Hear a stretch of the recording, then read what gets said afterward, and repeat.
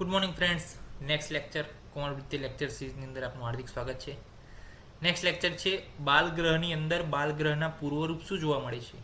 એટલે કે જ્યારે બાલગ્રહ એટલે કે માઇક્રો ઓર્ગેનિઝમ આપણી અંદર એન્ટર થાય ત્યારે એના અમુક પીરિયડ હોય કે ઇન્ક્યુબેશન પીરિયડ, પછી એનો ક્લિનિકલ ફીચરનો પીરિયડ. તો આ બધા પીરિયડ્સની અંદર પૂર્વરૂપ જોવા મળે એટલે કે એ એનો પ્રભાવ હજુ બતાવ્યો નથી, એ પહેલાં શું એની અંદર પ્રોડ્રોમલ સિમ્ટમ્સ જોવા મળે છે. તો તેસામ ગ્રહિષ્યતામ રૂપમ પ્રતતમ રોદનમ જ્વર, એટલે કે newborn always face due to limitation in language development of the symptoms. એટલે કે જે નવું બાળક હોય છે એ હંમેશા શું એ લેંગ્વેજ પોતાની કહી ના શકે કે મને આ વસ્તુ થાય છે, એટલે એ શું પોતાની કોઈક સાઇન પ્રોડ્યુસ કરે. એને જે છે સતત એ રડે, કેના કારણે તો કે એને જ્વર રહે છે, એના માટે સતત બાળક રડે છે, એને તાવ રહે છે, તો એ ગ્રહની ઇફેક્ટ હોઈ શકે છે. કોમન સિમ્ટમ્સ શું હોઈ શકે છે ક્રાઇંગના? તો સેપ્ટિસેમિયા હોઈ શકે, હાઇપોથર્મિયા હોઈ શકે, ફિયર હોઈ શકે, હંગર હોઈ શકે, વેટ નેપકિન હોઈ શકે. આ બધું આપણે કોઝિસ આ બધા ચેક કરવાના છે કે આવું તો કંઈ નથી ને કારણ કે જેના કારણે બાળક રડી રહ્યું છે. Fever is the most common symptom of the બાલ. ગ્રહના પૂર્વરૂપની અંદર ઓકે જ્વર તો આવે છે. ત્યારબાદ હવે આપણે લક્ષણની વાત કરીએ. કયા કયા લક્ષણ જોવા મળે? તો લક્ષણને કીધું કે જૃંભા એટલે કે બગાસા આવા, પ્રજાગરણ એટલે કે રાત્રે પણ જાગશે બાળક, સતત રડશે, બાળક દીન થઈ જશે એટલે કે બાળક જે છે બાળકનું મોઢું જે છે આખું ફેસ જે છે ડલ પડી જશે. કુંજન એટલે કે બાળક કિકિયારીઓ પાડશે. સ્વર વૈકૃતમ, બાળકનો સ્વર જે છે એ વૈકૃત થાય છે. ભ્રૂનો આક્ષેપ થાય છે એટલે કે સતત એની મૂવમેન્ટ જોવા મળે છે. ઉર્ધ્વ દ્રષ્ટિ જોવા મળે છે. ફેણનો સ્ત્રાવ મુખમાંથી થાય છે.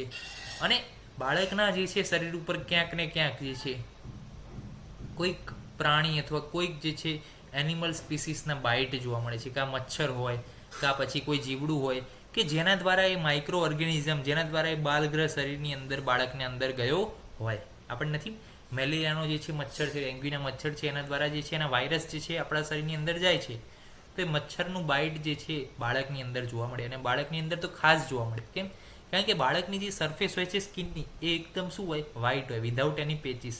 કદાચ આપણી અંદર તો ક્યાંક અનુલોમ લોમ્સ હોય, પ્લસ જે છે ક્યાંક પેચીસ હોય, ક્યાંક વાગી હોય, પરંતુ બાળક ન્યૂબોર્ન છે એની સરફેસ એની સ્કિન જે છે પ્રોપર વ્હાઇટીસ હોય છે, પ્રોપર જે છે રેડનેસ અને વ્હાઇટ એકદમ સોફ્ટ હોય. એટલે તરત જ આપણને ખ્યાલ આવે કે આને અહીંયા કંઈક કળ્યું છે, અને ત્યાંથી જે છે માઇક્રો ઓર્ગેનિઝમની એન્ટ્રી જોવા મળી છે આપણને, એવું આપણે સમજી શકીએ છીએ. તો આટલા લક્ષણ એની અંદર જોવા મળે છે. સાધ્ય અસાધ્યતાની વાત કરીએ તો ઓલ ગ્રહરોગ જે છે ફાસ્ટ છે, બધા પ્રોગ્રેસિવ છે, અને એને ડાયગ્નોસિસ પણ કરી શકાતા નથી. સ્કંદ જે છે એ વૈકલ્યકર છે, મારણકર છે. બીજી વાત કરીએ તો કે બીજી વાત એ છે કે જો ગ્રહ પોતાની કઈ એના ઇન્ટેન્શન હતા 3. હિંસા એટલે કે બાળક જે છે એના ટિશ્યુ એના ઓર્ગનને ડેમેજ કરવાની પર્પઝ હોય બાલગ્રહનો. નંબર 2 સ્ત્રી એટલે કે રતિ એટલે કે એની રિપ્રોડક્ટિવ સાયકલ જે છે પૂરી કરવાનો હોય હેતુ બાલગ્રહનો. અને ત્રીજું છે અર્ચના. અર્ચના એટલે કે પોતાના પોષણ માટે બાલગ્રહ બાળકના શરીરની અંદર જાય છે. જો હિંસા માટે બાળકના શરીરમાં આવ્યા છે તો એ અસાધ્ય છે, એ ડેમેજ કરી જ દેશે ઓર્ગન. જો રતિ માટે આવ્યા છે, પોતાની સેક્સ્યુઅલ જે છે લાઈફ છે પૂરું કરવા માટે આવ્યો છે બાલગ્રહ માઇક્રો ઓર્ગેનિઝમ, એની રિપ્રોડક્ટિવ સાયકલ પૂરી કરવા માટે આવ્યો છે, તો એ કષ્ટ સાધ્ય છે છોડો. અને જો પોતાના ખાલી પોષણ માટે આવ્યો છે તો એ સુખ સાધ્ય છે. અને જે છે દીપન પાચન અને અનેકવિધ ઉપાયોથી જે છે એને આપણે ટ્રીટમેન્ટ કરી શકીએ છીએ. હવે આપણે જોઈએ તો બાલગ્રહની ટ્રીટમેન્ટ શું એના વિશે આપણે વાત કરવી છે, પરંતુ એ હાલ નહીં, પરંતુ નેક્સ્ટ લેક્ચરની અંદર વાત કરવી છે. આજે ખાલી આપણે પૂર્વરૂપ રૂપ અને સાધ્યતા વિશે વાત કરીશું. તો એ આપણે જોઈ લીધું કે જ્વર જે છે પૂર્વરૂપની અંદર આવશે.